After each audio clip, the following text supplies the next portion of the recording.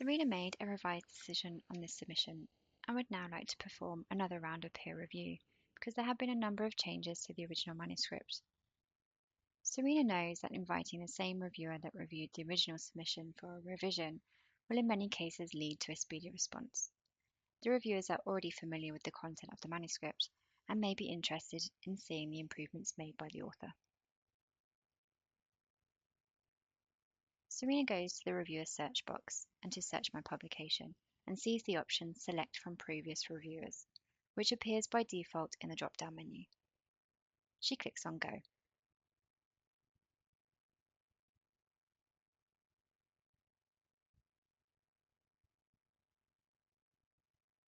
She can then see the previous reviewer candidates. Serena can select the reviewer candidates in the usual way. And that's how to search the previous reviewers of the submission. Check out Editor's Update for more tips and tricks on how to get the most from Editorial Manager.